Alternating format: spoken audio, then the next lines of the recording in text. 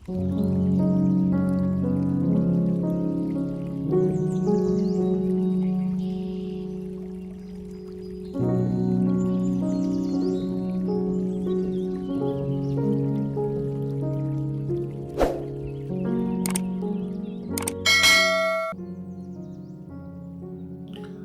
nama Bapa dan Putra dan Roh Kudus. Amin. Bapak, Ibu, Saudara-saudari terkasih, salam jumpa kembali dalam Renungan Inspiratif Minggu Paskah ke-6 berdasarkan Injil Yohanes bab 14 ayat 15 sampai 21. Menuruti perintah Tuhan. Bapak, Ibu, Saudara-saudari terkasih, dalam sebuah kamp militer, seorang sersan sedang memberikan perintah kepada anak buahnya. Ingatlah akan satu hal ini. Betapapun penting tugas yang diberikan atasanmu, engkau selalu mempunyai hak untuk menyampaikan kata terakhir. Dengan sigap serdadu itu menjawab, "Siap, Pak." Kemudian dia menambahkan, dan kata terakhir itu adalah "Siap, Pak." Bagi para serdadu, ketaatan atau melakukan perintah merupakan satu hal yang tidak bisa ditawar-tawar. Sebaliknya, bagi kebanyakan orang dewasa ini, perintah, aturan, hukum, atau larangan tidak begitu populer. Padahal dalam kenyataannya, kebutuhan hukum, terutama penegakan hukum, semakin terasa penting dewasa ini ketika dunia berkembang ke arah yang sulit diramalkan. Tindakan anarkis terjadi di mana-mana ketika orang tidak lagi patuh pada hukum dan perintah. Saudara-saudari terkasih, dalam Injil hari ini, Yesus mengatakan, "Jikalau kamu mengasihi aku, kamu akan menuruti segala perintahku." Yohanes bab 14 ayat 15. Hal itu berarti bahwa manusia hanya bisa membuktikan cintanya kepada Allah dengan mengikuti perintah-perintahnya. Namun, perintah manakah yang dimaksudkan Yesus itu? Apakah dia bermaksud supaya para murid itu menaati 10 perintah Allah? Tentu saja, ke-10 perintah Allah itu termasuk dalam perintah-perintah yang harus diikuti sebagai bukti bahwa mereka mencintai Tuhan. Namun Injil sebetulnya penuh dengan petunjuk tentang apa yang harus dibuat dan apa yang tidak boleh dilakukan oleh para murid, tentang apa yang harus dan apa yang jangan.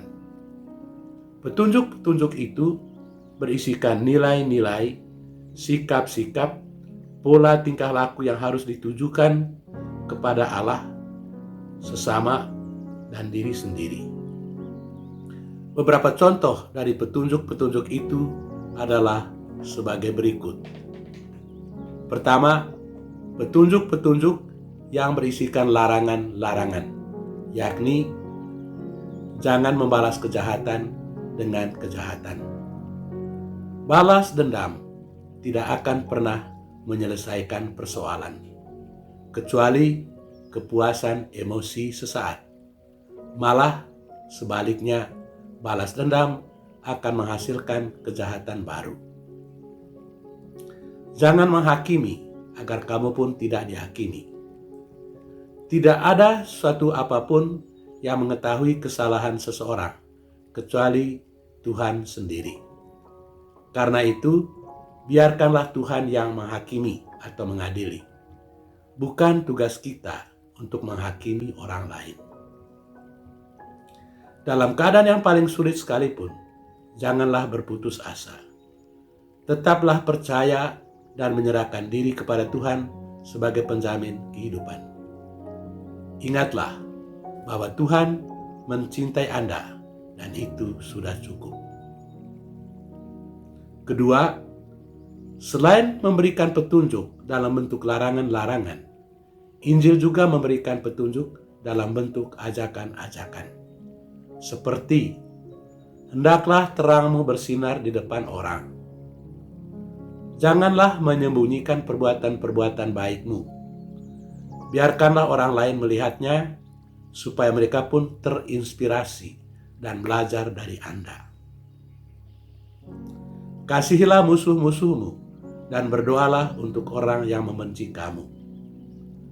Bukan cuma keluarga, teman dan kenalan yang dikasihi, sebab kasih yang demikian adalah mudah dan semua orang bisa melakukannya. Mengasihi atau bersikap ramah terhadap orang-orang yang tidak disukai atau yang pernah melukai Anda bukanlah perkara mudah. Tetapi hal itu harus dilakukan karena upahmu besar di surga. Ampunilah orang yang bersalah kepada kamu. Maafkanlah mereka, tetapi bukan cuma dengan kata-kata, melainkan dari hati yang tulus dan ikhlas. Apabila Anda melakukan hal itu, maka Anda tidak perlu cemas dengan kesalahan Anda sendiri, sebab Allah akan memaafkan Anda.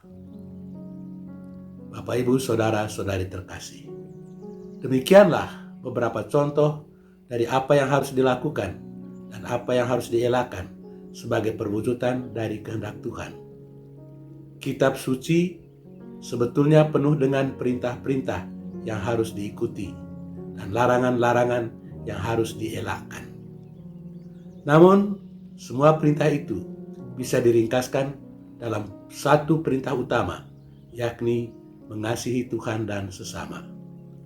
Kasih Tuhan harus diwujudkan dengan kasih terhadap sesama. Tuhan memberkati kita. Amin. Dalam nama Bapa dan Putra dan Roh Kudus. Amin.